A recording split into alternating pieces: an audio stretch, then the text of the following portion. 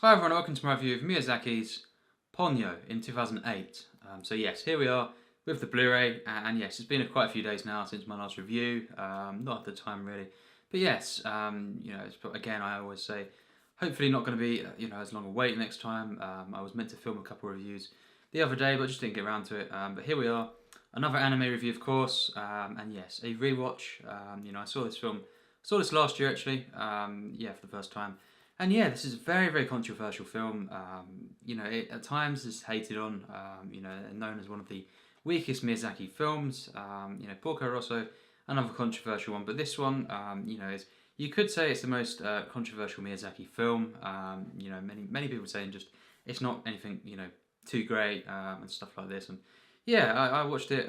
Before I watched it, of course, I'd heard this. I'd heard it's just not it's not that popular. Critically, differently, I think the critics did really, really like this film.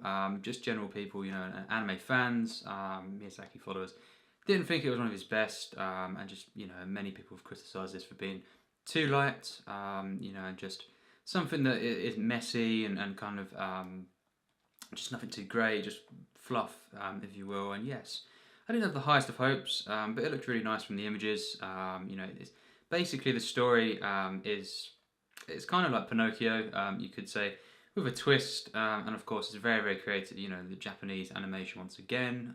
It's so creative. This world is very, very unique. Once again, Joe Hisashi doing the score. The score to this is absolutely stunning.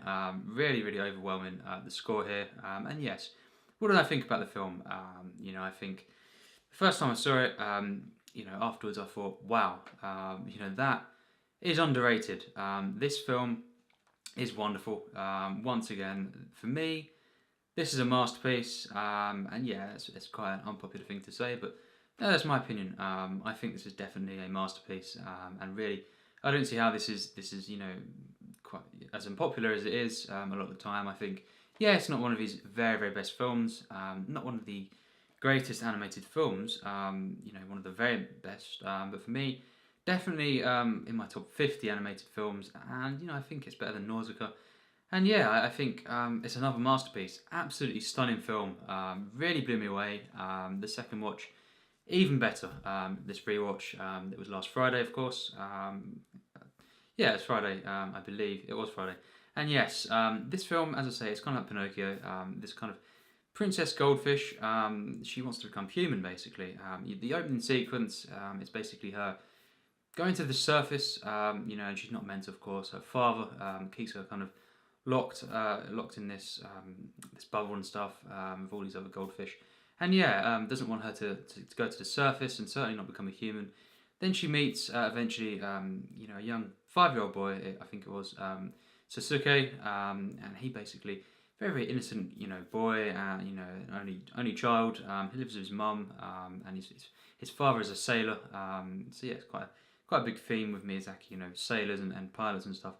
And yeah, basically he forms this friendship over the course of the film, and that is, yeah, of course, the fact that she goes to the surface and wants to become a human has a kind of twist. In doing so, it unleashes this thing, and basically it causes loads of disasters, natural disasters, and of course puts the kind of village, the town, in danger. So it's kind of that, but it is very, very light. It's nothing tragic or anything really. This is very, very light Miyazaki. You could say just as light as Tokoro in places, maybe more so. But yes, this one really is just a wonderful film. I just think it's very, very simple. On the surface, even the kind of the visual style is more simpler than quite a few Miyazaki films. But I think it is just really, for me, simplicity perfected. I think it's astounding. It really is something truly special here. It's simple stuff, very kind of only a few themes really that kind of taps into. Of course, it's kind of environmentalism, kind of issues and stuff that are raised. But really, it's this friendship between these two characters, and of course, it kind of explores family units as well. Of course, the mother is the main one that looks after, her son Sasuke, and of course, Ponyo forms this friendship with Sasuke, and it's just a wonderful, charming film. That it's so warm, you know, it's so heartfelt, and just for me though, you know, in every sense, it's just masterful. The way the characters are defined, all the kind of very linear. There's nothing you know, kind of too flashy with the storytelling. You know, it's just another pure film. That's what it is, and because it's so wonderful, you know, in terms of the animation. Once again, there's so much creativity here. The kind of the creatures in the film, the whole kind of the way it comes about as well. The way that, you know, the father of Ponyo, you know, she's called Ponyo by Sasuke, of course. You know, the way this happens, and also the way that Ponyo kind of changes into a human and goes back and forth over the film. It's just so genius the way this is done, and I just think, yeah, every act, you know, the final act, yeah, which is the case as I've said before on my channel, you know, many films. Final act, not quite as something I absolutely adore, but I do love it, of course. I love every act of the film. Every minute, of course, I love. Just not quite as mind blown as the rest of the, you know, the film up to that point. It could have been, you know, maybe 10 or so slots higher than what it was, you know, in the end result on my favourite films list. But this is into my top, pretty much top 200 at the moment. I absolutely adored it. You know, I think straight away reels you in, and of course, as I've said again on, you know, my channel, quite a lot of times, it's very hard. You know, it's very risky to include many stretches of a film underwater or stuff like that, you know, based around the water. It's something about it, you can just really slow a film down and just make it very flat, and just, you know, I always think of Thunderball, the Bond film, certainly one of my least favourite Bond films. You know, it just, there's many scenes, of course, where it just slows it down. It's nothing too special. It really has to take someone, you know, really great, I think, to elevate this. Jaws, of course, being, you know, pretty much the best one, with, of course, Spielberg. You know, and this one, Ponyo, a lot of the, you know, it's quite a lot of the film early on, especially, takes place under the water, but it manages to be so engaging and so kind of creative. It's got a wonderful flow, the way this narrative unfolds, and yeah, just a complete investment to all the characters, to this world. Once again, kind of a fantasy film, but not too much so. It's very you know, based around reality, and you know, it's more about these very small scale kind of characters and stuff. And of course, the fantasy elements coming into this small place, this location. But it's mainly a very light drama, and kind of just a very charming film. At times you can compare it to an Ozu film, a lot of the time, you know, in the middle of the film especially. And yeah, I think, you know, kind of, I think a lot of this drama, yeah, you could call it melodrama, but as I've said, I love melodrama when it's done well, and this is done perfectly. I just think so investing, so joyous to watch, just a wonderful film. It's really human, of course. Miyazaki films always are, you know. Nausicaa, less so, but I always say less so for Nausicaa. Not a big fan, you know, of that film. That's the only one so far that I've seen, you know, that I don't feel too strongly about, you know, from Miyazaki. But really, every other film he's made, I've been wowed by. I think Ponyo is no exception. Yeah, it's not, you know, probably you could say apart from Nausicaa, it's my least favourite. Yeah, my least favourite Miyazaki film. But you know, it's still into my top 200. It's still a wonderful film. The score, you know, it's epic. It's sweeping, very emotional. This is the thing about this film. It's very light and simple and quite short as well. But you know, it's just very touching, very moving actually in places. You know, it's not something that, you know, will shatter you. You know, emotionally, like as I say, Grave of the Fireflies, films like this. But you know, it really is.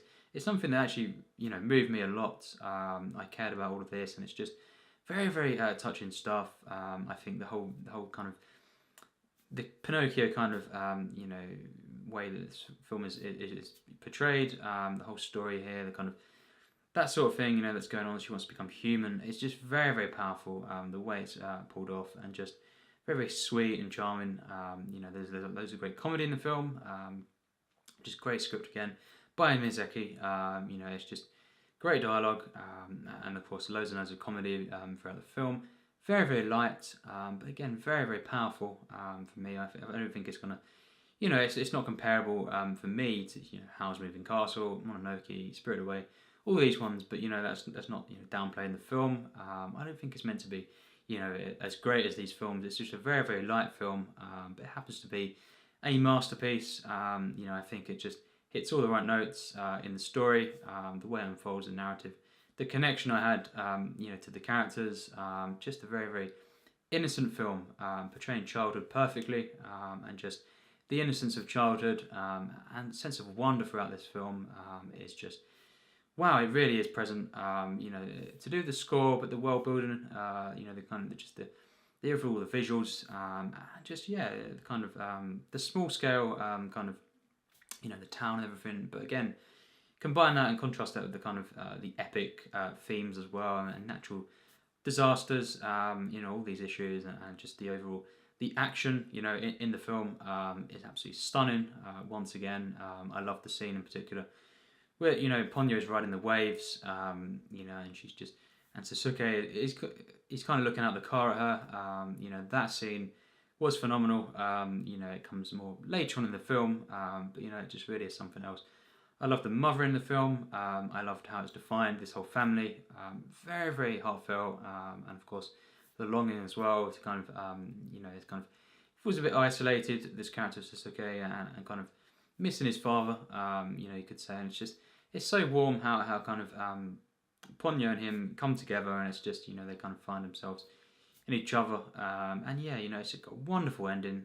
The final act, the kind of last 20 minutes of the film, excluding the actual ending itself, is not quite as mind blowing as the rest of the film. As I say, it's not quite as investing and stuff, and as emotional and all this kind of stuff. It just I think the father of Ponyo, of course, is kind of the villain of the film. He's more in the final act, and he's not one of the best villains I've ever seen or anything. So maybe that's a reason why. And it's not as kind of drama based. It's not as much charm to it, but again, no flaws for me whatsoever in the film. Just preference. I didn't like the final act overall as much, and if that final act had been as good as the rest of the film, certainly it would have been at least 10 slots higher possibly. But really came together wonderfully. You could say a very, very light ending, a very safe ending, but it's just, for me, it's perfectly realised what Miyazaki was trying to say, and just a very, very simple and lovable film. For my enjoyment, I have to give it a plus. It just is, I think, and it's just such a well-made film. It's so masterful, and just the visuals, they're so good. The music is just wonderful, really overwhelming with emotion, epic, and just used wonderfully.